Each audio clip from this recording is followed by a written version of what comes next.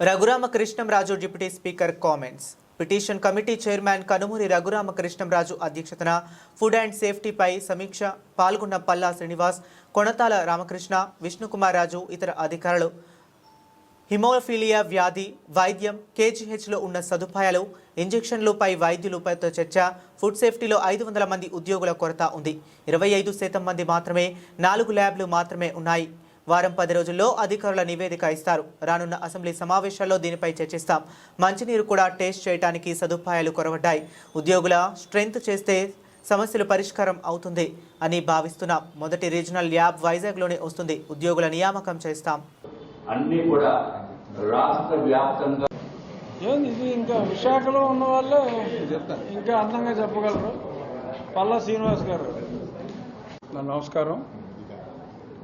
ఈరోజు 2 విషయాల మీద మేము పిటిషన్స్ కమిటీ సంబంధిత అధికారులతో చర్చించడం జరిగింది. ఒకటి హిమోఫీలియా గురించి. ఆ డిసీజ్ గురించి చాలా ఇబ్బందిగా, తక్కువ మందికి ఆ ఇబ్బంది ఉన్నప్పటికీ కూడా చాలా ఎక్కువ ఇబ్బంది, ఆ డిసీజ్కి గురైన వాళ్ళకి ఇబ్బంది చాలా ఎక్కువగా ఉంది. వారికి ఆ ట్రీట్మెంట్ డే కేర్లోకి తీసుకొచ్చి ఇబ్బందులు లేకుండా ట్రీట్మెంట్ ఎలా చేయాలి, కేజీహెచ్లో ఉన్న ఫెసిలిటీస్ ఏంటి, రాష్ట్ర స్థాయిలో ఆ పర్టికులర్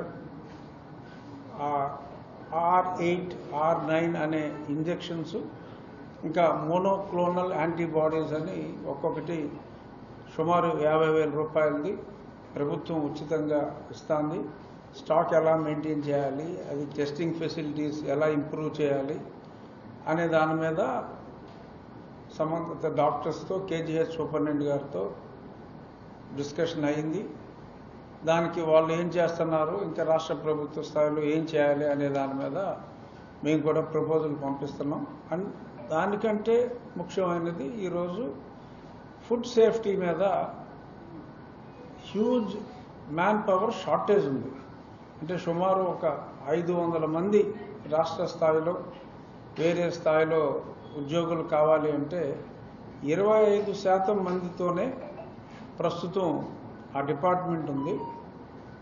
ఇంకా ల్యాబొరేటరీస్ కూడా రాష్ట్రం విడిపోయిన తర్వాత మనకంటూ ల్యాబొరేటరీస్ వేరియస్ స్టేజ్ల్లో ఉన్నాయి. ఒక 4 ల్యాబొరేటరీస్ ఆపరేషన్లోకి రాలేదు. ఆపరేషన్లోకి ఎంత త్వరితగతిన తీసుకురావాలి, ఆ జాబ్స్ ఎలా ఫిల్ చేయాలి, సచివాలయాల్లో పనిచేసే క్వాలిఫైడ్ వాళ్ళని ఇందులో ఇన్కార్పొరేట్ చేయటం ఎలా, ఇమ్మీడియట్గా ఈ స్ట్రెంగ్త్ని పెంచుకొని ఈ ఫుడ్ సేఫ్టీకి FSSAI ప్రమాణాలను అనుసరించి ఎలా చేయాలి అనే దాని మీద చాలా డీటెయిల్డ్గా సమావేశం నిర్వహించాం. ఎందుకంటే ప్రస్తుతం మన ఫుడ్ సేఫ్టీలో దేశంలో ఉన్న పెద్ద రాష్ట్రాలు, బుల్లి యూనియన్ టెరిటరీస్ అన్నీ కలిపినా కూడా ఆ 36లో మనం 29వ స్థానంలో ఉన్నాం. సో దీన్ని ఎలా రాబోయే నెక్స్ట్ ఇయర్ రేటింగ్లో మనం కనీసం 15-16వ స్థానాలకు వచ్చి ఆ తర్వాత లాస్ట్ 5లో ఉన్న మనం టాప్ 5లోకి వెళ్ళాలి అంటే ఏమేమి చేయాలి, వాళ్ళకు కావాల్సింది ఏమిటి, ఈ కమిటీ ఏ రకంగా ప్రభుత్వ అధికారుల దృష్టికి, ముఖ్యమంత్రి గారి దృష్టికి తీసుకెళ్లి మళ్ళీ ఈ ఫుడ్ సేఫ్టీలో, ఎందుకంటే చాలా చోట్ల మనం చూస్తున్నాం అక్కడ ఫుడ్ అడల్ట్రేషన్ జరిగింది, పలానా హాస్టల్లో ఫుడ్ అడల్ట్రేషన్ జరిగింది, అస్వస్థత అయ్యారు, 20 మంది అస్వస్థత అయ్యారు.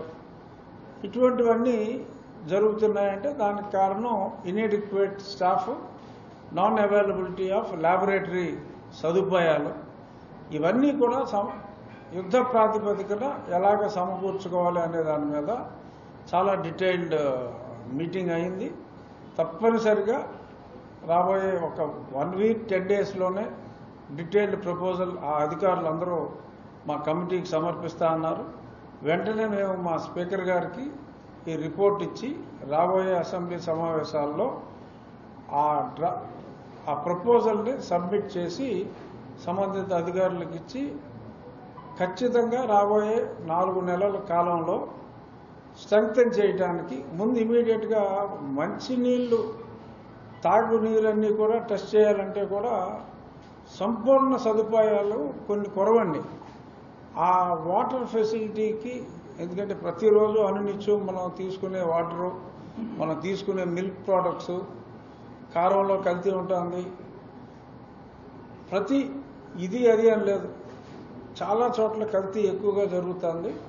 దానికి సంబంధిత అధికారుల సంఖ్యని పెంచుకోవటం, ఎఫెక్టివ్గా ఉండటం, ప్రజల్ని అనారోగ్యాల బారి నుంచి తగ్గించాలి అంటే ఇది స్ట్రెంగ్తెన్ చేసుకోవాలి అనే దాని మీద మాకు చాలా కంప్లైంట్స్ వస్తే ఈ ఫుడ్ అడల్టరేషన్ మీద వీటి మీద ఈ సమావేశం నిర్వహించడం జరిగింది. ఖచ్చితంగా ఎఫెక్టివ్గా మా పిటిషన్స్ కమిటీ వర్క్ చేసి దీన్ని ప్రభుత్వం దృష్టికి తీసుకెళ్లి దీని మీద సమస్యని పరిష్కరిస్తాం. మీరు మీ స్థాయిల్లో చాలా చోట్ల మీరు వుడ్ కమ్ అక్రాస్ వీటి గురించి, ఈ సమస్యల గురించి మీరు కూడా మీ సూచనలన్నీ కూడా ఏదన్నా ఉంటే మాకు డైరెక్ట్గా to the chairman petitions committee అని కానీ, శాసనసభ్యులందరూ విశాఖ వాసులే ఎక్కువగా ఉన్నారు కాబట్టి శ్రీనివాస్ గారికి కానీ, రామకృష్ణ గారు, విష్ణుకుమార్ రాజు గారికి కానీ మీ అమూల్యమైన అభిప్రాయాలు, ఎక్కడ ఈ ఫుడ్ అడల్టరేషన్లో తప్పు జరుగుతుంది, ఎక్కడ ఇంకా స్ట్రెంగ్తెన్ చేయాలి అనే దాని మీద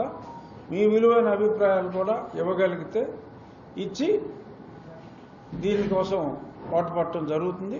ఎందుకంటే విశాఖపట్నంలో ఒక ల్యాబొరేటరీ వస్తుంది నవంబర్ మొదటి వారంలో, ఇంకా డేట్ ఫిక్స్ అవ్వలేదు.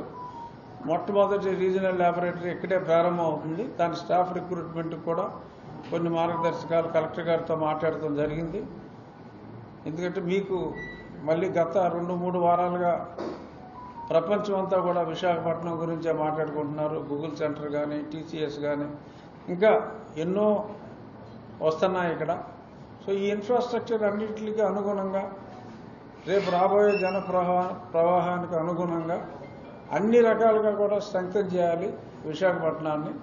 ప్రభుత్వం కూడా పూర్తిగా విశాఖపట్నం అభివృద్ధికి, అమరావతితో పాటు విశాఖపట్నం అభివృద్ధికి కూడా కట్టుబడి ఉన్న నేపథ్యంలో పిటిషన్స్ కమిటీ కూడా కనీసం 3 నెలలకు ఒకసారి విశాఖపట్నంలోనే సమావేశం అవ్వాలని చెప్పి పల్లా శ్రీనివాస్ గారు కూడా సూచించారు. ఆయన సూచనకు అనుగుణంగా స్టాట్యూటరీ మీటింగ్స్ ఎలాగో మాకు క్యాపిటల్లో అవుతాయి, నాన్ క్యాపిటల్ మీటింగ్స్ వీలైనంత వరకు విశాఖపట్నంలో నిర్వహించాలి అని చెప్పి అనుకున్నాం. కనీసం 3 నెలలకు ఒక మీటింగ్ అయితే ఖచ్చితంగా అభివృద్ధి చెందుతున్న విశాఖపట్నంలో మా పిటిషన్స్ కమిటీ మీటింగ్స్ ఉంటాయి.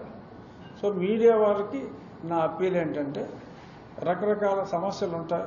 ప్రజలు కొన్ని సమస్యలు మా దృష్టికి తీసుకురావచ్చు, కొన్ని తీసుకురాలేకపోవచ్చు. మీరు నిర్మోహమాటంగా ఏమేమి మేము టేకప్ చేస్తే బాగుంటుంది అనేది మీడియా వాళ్ళు కూడా మా దృష్టికి తీసుకొస్తే చాలా అభివృద్ధిలో, విశాఖపట్నం అభివృద్ధిలో, రాష్ట్ర అభివృద్ధిలో మీరందరూ కూడా పాల్పంచుకున్న వాళ్ళు అవుతారని చెప్పి it's my appeal to media. దాని మీద ఇప్పుడు చర్చిస్తే నవంబర్ మొదటి వారంలో ఫిజికల్గా టెస్ట్ చేయటం ప్రారంభిస్తామని చెప్పి మాట ఇచ్చారు.